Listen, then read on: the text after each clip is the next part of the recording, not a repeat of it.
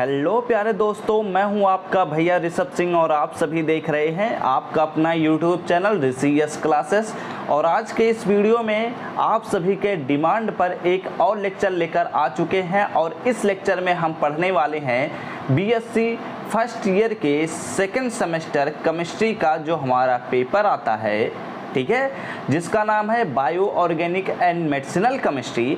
इसके हम most important topics के बारे में बात करने वाले हैं कि आप सभी के एग्ज़ाम में कैसे कैसे मोस्ट इम्पॉर्टेंट टॉपिक्स पढ़कर जाना चाहिए जिससे आपके एग्ज़ाम में अच्छे नंबर आएँ। और यह वीडियो आप सभी के डिमांड पर ही है, तो ध्यान से सुनिएगा हर एक चीज़ को और कोशिश करिए लास्ट तक वीडियो देखिए जिससे आपका काम आसानी से हो जाए। देखो, यहाँ पर आप सभी को सबसे पहला काम करना है कि आप लोगों को अगर ऐसे ढेर सारे वीडियोस के नोटिफिकेशन पाने हो तो जरूर नीचे दिए हुए रेड बटन पर क्लिक करके सब्सक्राइब कर लीजिए, साथ ही बेल आइकन को ऑल पर भी सिलेक्ट कर लीजिए। और एक बात ध्यान में रखिए, आप अपने कॉपी और पेन लेकर बैठ जाइए। जिन टॉपिक्स को मैं बता रहा हूँ उन टॉपिक्स को आप एक बार नोट डाउन कर लीजिएगा, जिससे आप जब भी पढ़ने बैठें तो उन टॉपिक्स को आप अपने सामने रख सकते हैं। नहीं तो आपको बार बार यह वीडियो देखना पड़ेगा और आपको परेशानी होगी, उससे अच्छा नोट आउट कर लीजिए। देखिए, यहाँ पर सबसे पहला पॉइंट मैं यह बताना चाहता हूँ कि यूनिट फर्स्ट जो है ये आपको तो हर एक टॉपिक को याद ही कर लेना चाहिए, क्योंकि यूनिट फर्स्ट से हर एक टॉपिक इम्पॉर्टेंट है। मैं पहले तो बता रहा था आप सभी को कि आप लोग केवल मोनोसैकेराइड्स के बारे में पढ़िए, यानी कि आप लोग पढ़िए classification of carbohydrate, reducing sugar. यानी कि आप लोगों को मैं यह कहना चाहता था कि पहले यहाँ तक आप पढ़िए, इससे ऊपर जितने भी टॉपिक्स हैं इन सभी को। लेकिन कुछ यूनिवर्सिटी में मैंने देखा कि सेलुलोज के प्रॉपर्टीज, इनके स्ट्रक्चर, इनके क्या फार्मूला होते हैं, इन सभी चीज़ों के बारे में भी पूछ लिया गया है। तो हम यही कहेंगे कि आप लोग कार्बोहाइड्रेट का हर एक टॉपिक पढ़ लीजिए, क्योंकि इस यूनिट से आप सभी के एग्ज़ाम में कम से कम 3 क्वेश्चन मिलने वाले हैं। एक लॉन्ग आंसर, एक वेरी शॉर्ट आंसर और एक शॉर्ट आंसर टाइप के क्वेश्चंस आप सबके एग्ज़ाम में मिलने वाले हैं। तो इस यूनिट फर्स्ट को जितना हो सके उतना अच्छे से तैयार कर लीजिए। इसमें हर एक टॉपिक इम्पॉर्टेंट ही है, ठीक है। अब हम बढ़ते हैं अगले पॉइंट पर। और एक चीज़ मैं बता देना चाहता हूँ कि यूनिट फर्स्ट से आपको मेनली फोकस करना है कि क्लासिफिकेशन ऑफ कार्बोहाइड्रेट्स क्या होते हैं और इनके फिशर प्रोजेक्शन को देखना है और इनके हावर्थ प्रोजेक्शन पर 100% कमांड बना लेना है। और साथ ही साथ इसमें क्लियानी फिशर सिंथेसिस वगैरह हैं, इन सभी को भी बहुत ही अच्छे से तैयार करना होगा। अब देखो, यहाँ पर यूनिट 2 से मैं इम्पॉर्टेंट टॉपिक्स बताना शुरू करता हूँ। यूनिट फर्स्ट है तो पूरा पढ़ना है, ठीक है। यूनिट 2 में आप सभी का जो यूनिट 2 का नाम है वो है हमारे पास केमिस्ट्री ऑफ प्रोटीन्स।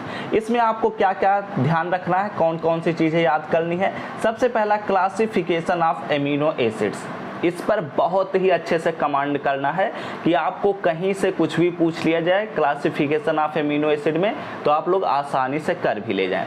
दूसरा पॉइंट ये आता है कि zwitter ion structure of isoelectric point, ये भी आपको याद करना है, क्योंकि ये हो सकता है शॉर्ट नोट्स में भी दे दिया जाए या फिर वेरी शॉर्ट आंसर टाइप के क्वेश्चन में भी मिल जाए, ठीक है।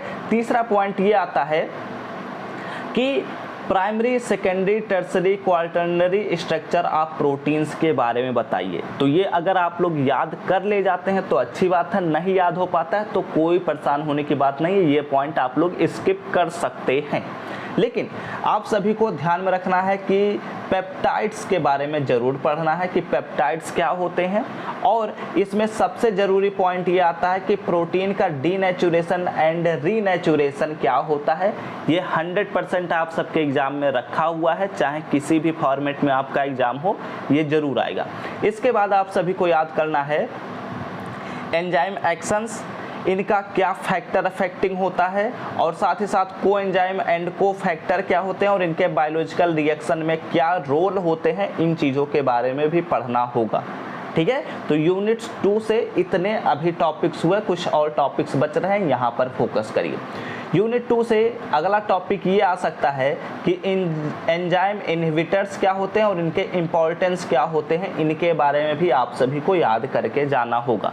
तो यूनिट 2 में मैंने बता दिया आप सभी को क्या क्या पढ़ना है। तो अब चलिए यूनिट 3 पर आते हैं। यूनिट 3 में आप सभी को मेनली क्या फोकस करना है, ध्यान से सुनिएगा। यूनिट 3 जिसका नाम है केमिस्ट्री ऑफ न्यूक्लिक एसिड्स, इसमें आप सभी को मेनली बहुत ही ध्यान से फोकस करिएगा कि न्यूक्लियोसाइड्स और न्यूक्लियोटाइड्स तो आपको याद करके ही जाना होगा कि न्यूक्लियोटाइड्स क्या होते हैं और न्यूक्लियोसाइड्स क्या होते हैं, क्योंकि ये या तो वेरी शॉर्ट आंसर या तो फिर शॉर्ट आंसर टाइप में पूछा जा सकता है। लेकिन एक और बहुत ही इंपॉर्टेंट टॉपिक है, वो है स्ट्रक्चर ऑफ डीएनए, जिसमें वाटसन क्रिक मॉडल आता है। और यह वाटसन क्रिक मॉडल 100% आपके एग्जाम में आएगा, या तो यह शॉर्ट आंसर शॉर्ट नोट्स में आ जाए या फिर शॉर्ट आंसर में आ सकता है, ठीक है। लेकिन लॉन्ग आंसर में यूनिट फर्स्ट से ही क्वेश्चन आएगा, एक क्वेश्चन 100% है, ठीक है। तो उस यूनिट फर्स्ट को बिल्कुल भी स्किप नहीं करना है। और अगर इसमें और भी चीज़ें पढ़ना चाहें तो आप लोग पढ़ सकते हैं कि जेनेटिक कोड क्या है, ठीक है। तो यूनिट 3 में से हमें केवल 3 टॉपिक पर मेनली फोकस करना है। लेकिन ऐसा नहीं है कि और सभी टॉपिक्स अनइम्पॉर्टेंट हैं, उनको भी अगर आप लोग पढ़ सकते हैं तो और अच्छी बात है। उन सभी पर हम वीडियो बना चुके हैं। आप लोग, मुझे उम्मीद है कि आप लोग अगर देखते आ रहे हैं मेरे चैनल को तो आप सबका सब कुछ तैयार होगा, ठीक है। तो अब चलिए हम बात करते हैं यूनिट 4 पर।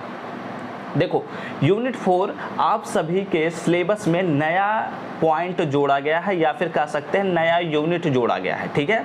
तो इस यूनिट से अगर कुछ भी इंपॉर्टेंट क्वेश्चन बताना रहे तो मुझे नहीं लगता कि कोई भी बता सकता है, ठीक है, क्योंकि ये नया टॉपिक है, ये नया पॉइंट है आप सभी के सिलेबस में।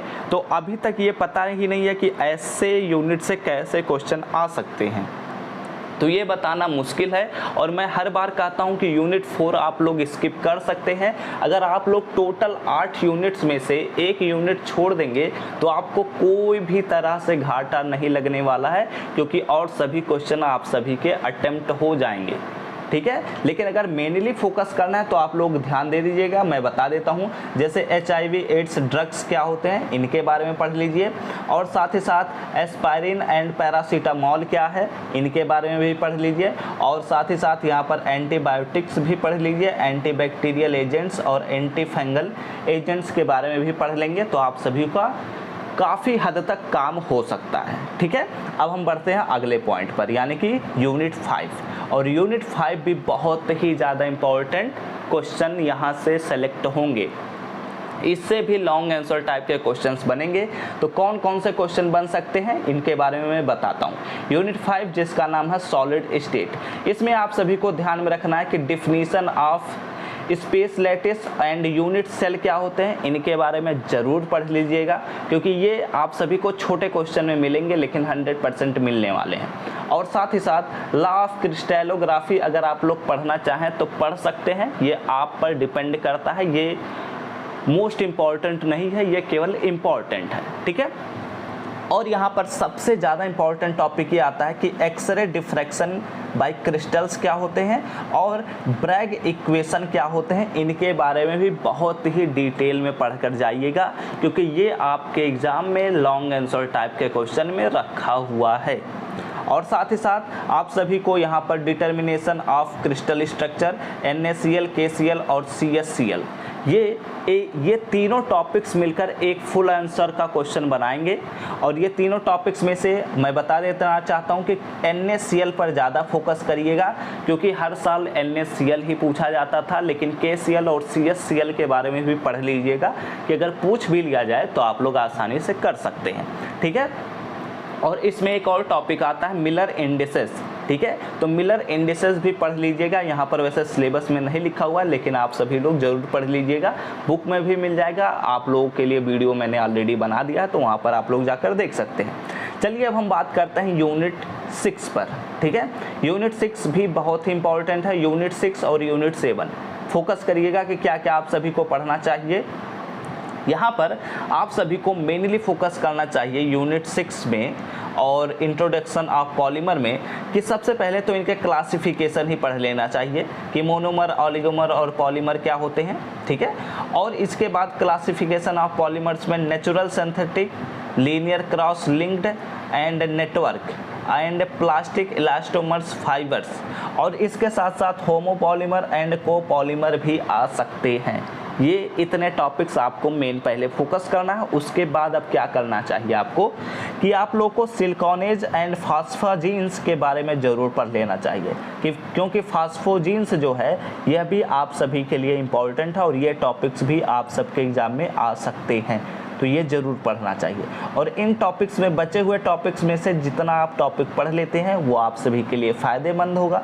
अदरवाइज़ नहीं भी पढ़ते हैं तो कोई परेशान होने की बात नहीं है, ठीक है। लेकिन यूनिट 7 पर मेन फोकस करना है और यूनिट 7 से क्वेश्चंस बहुत ही बनने वाले हैं, तो यहाँ पर ध्यान दीजिएगा कि कौन कौन से यूनिट्स आप सभी को कौन कौन से टॉपिक्स आप सभी को याद करने चाहिए kinetics and mechanism of polymerization में।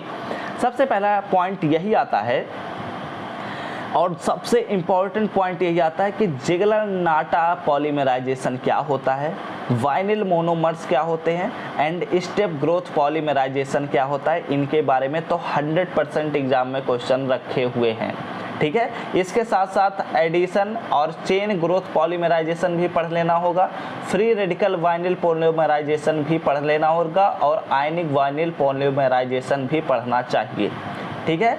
इतने पॉइंट्स यहाँ पर अभी कवर हो चुके हैं और यहाँ पर आप सभी को पॉलीएमाइड्स के बारे में भी पढ़ लेना चाहिए, पॉलीएस्टर्स के बारे में भी पढ़ लेना चाहिए। ये जो यूनिट है इसमें सबसे ज़्यादा पॉइंट्स पूछे जा सकते हैं, तो इनके बारे में ज़्यादा से ज़्यादा पढ़िएगा, ठीक है। और यहाँ पर और चीज़ें अगर मैं बताना चाहूँ तो राइजिन भी पूछा जा सकता है, ठीक है। और यहाँ पर और भी टॉपिक्स होंगे। यहाँ पर हाँ, यहाँ है हमारे पास मेन सबसे इम्पॉर्टेंट टॉपिक यही है कि नेचुरल एंड सिंथेटिक रबड़ क्या होते हैं, इनके बारे में ज़रूर से ज़रूर पढ़िएगा। और नायलॉन 6 ये सभी जो टॉपिक्स हैं ये सभी आपको बहुत ही ध्यान से पढ़ लेने होंगे क्योंकि यहीं से ही क्वेश्चंस बनेंगे इस यूनिट से। तो मैं तो यही रेकमेंड करूँगा कि ये यूनिट 7 जितना पढ़ सकते हैं पढ़ लीजिए। आप सभी को यूनिट 1, यूनिट 5 और यूनिट 7 और यूनिट 8 ये अगर आप यूनिट्स पढ़ लेते हैं तो आपको कुछ भी और पढ़ने की शायद ज़्यादा ज़रूरत ना पड़े। यहाँ से आपके लगभग 90% क्वेश्चंस कवर अप हो जाएंगे। बचे हुए 10% क्वेश्चंस यूनिट 2, यूनिट 3 और यूनिट 6 से आ सकते हैं। अदरवाइज आपको कोई भी बहुत ही, अगर आप केवल एक दिन में प्रिपेयर करना चाहते हैं तो आप केवल यूनिट 1, यूनिट 5, यूनिट 7 और यूनिट 8 पर ही फोकस करिए और कुछ भी आपको फोकस करने की ज़रूरत नहीं है, ठीक है। तो और यूनिट 8 मैंने बता दिया आपको सब कुछ पढ़ना होगा क्योंकि इसमें कोई भी डाई पूछा जा सकता है और अधिकांशतः 3 से 4 डाई एक साथ ही पूछे जाते हैं, तो ये भी आपको मेन फोकस करना चाहिए यूनिट 8 में। तो इस वीडियो को मैं यहीं समाप्त करता हूँ और आप सभी के डिमांड पर मैंने यह इम्पॉर्टेंट टॉपिक्स भी बता दिए। आई थिंक अब आपको किसी और वीडियो की ज़्यादा ज़रूरत नहीं होगी। हाँ, वो बात अलग है कि मैंने अभी सिलेबस पूरा कंप्लीट नहीं कराया है, लेकिन मुझे उम्मीद है कि आप लोग फिर भी बहुत ज़्यादा पढ़ चुके हैं और आप लोग के कॉलेज में भी पढ़ाया गया होगा और आप लोग और भी यूट्यूब चैनल को फॉलो ज़रूर करते होंगे। तो मुझे उम्मीद है कि आप सबका सब कुछ कंप्लीट हो जाएगा और आप लोग आसानी से एग्ज़ाम में अच्छे मार्क्स भी गेन करेंगे, ठीक है। तो इस वीडियो को यहीं पर हम समाप्त करते हैं। आई होप आप सबको यह वीडियो अच्छा लगा हो। अगर अच्छा लगा हो तो लाइक करिएगा और साथ ही साथ कमेंट करके बताइएगा कि क्या आप सभी को ये इम्पॉर्टेंट टॉपिक्स पसंद आए और अगर आप लोग के एग्ज़ाम में इन टॉपिक्स से क्वेश्चंस बनते हैं तो आप लोग एक बार ज़रूर कमेंट कर दीजिएगा फिर से आकर इस वीडियो पर, जिससे जब भी कोई भी बच्चा इस वीडियो को देखे तो हाँ उसे भी लगे कि हाँ ये वीडियो सही है, कुछ भी गलत नहीं बताया जा रहा है, ठीक है। और ऐसे ही ढेर सारे वीडियोस के अगर नोटिफिकेशन पाने हो तो जरूर नीचे दिए हुए रेड बटन पर क्लिक करके सब्सक्राइब कर लीजिए, साथ ही बेल आइकन को ऑल पर भी सेलेक्ट कर लीजिए। तो हम सब मिलते हैं अपने नेक्स्ट वीडियो में, तब तक पढ़ते रहिए, संघर्ष करते रहिए और सफल होते रहिए।